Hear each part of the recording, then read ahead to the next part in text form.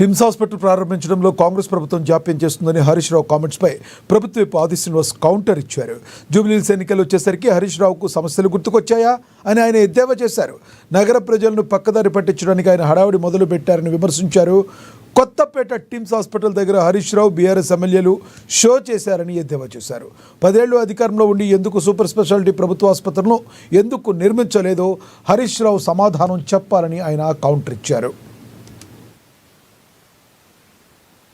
జూబ్లీహిల్స్ ఉప ఎన్నికలు రాగానే హరీష్ రావు గారికి సమస్యలు కనపడుతున్నట్టుగా హైదరాబాద్ నగర ప్రజలను తప్పుదో పట్టించే విధంగా ప్రయత్నం చేస్తూ కొత్తపేట టిమ్స్ హాస్పిటల్ దగ్గర తన బీఆర్ఎస్ ఎమ్మెల్యేల ద్వారా ఏదైతే సమస్యను పెద్దదిగా చూపించే ప్రయత్నం చేస్తూ జూబ్లీహిల్స్ ఎన్నికల్లో పబ్బం గడుపుకోవాలనే ప్రయత్నం చేసేటువంటి ప్రయత్నం ఒక డ్రామాగా తప్ప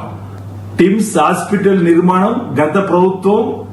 పదవీ కాలం పూర్తి కాకంటే 1 సంవత్సరం ముందు వాళ్ళు భూ పూజ చేసిన సందర్భంలో మేము అధికారంలోకి వచ్చిన తర్వాత ఆ ఆసుపత్రి నిర్మాణాన్ని శరవేగంగా తీసుకొని ముందుకు పోయే క్రమంలో అధునాతనమైనటువంటి పద్ధతిలో నిర్మాణాలు, ఆపరేషన్ థియేటర్లు, వైద్య పరికరాలను సమకూర్చేటువంటి క్రమంలో విదేశాల నుండి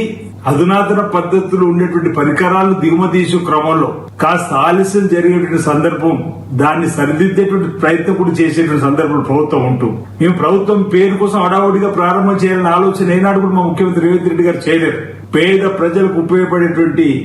ఆసుపత్రులు పూర్తి స్థాయిలో నిర్మాణం తీసుకొచ్చి వైద్య సేవలు అందుబాటులోకి వచ్చిన ప్రారంభం చేయాలని చెప్పిన ప్రయత్నం చేస్తున్న సందర్భంలో ఇప్పటికీ ఆసుపత్రులు అన్ని కూడా 90% నిర్మాణాలు పూర్తి కావాలి.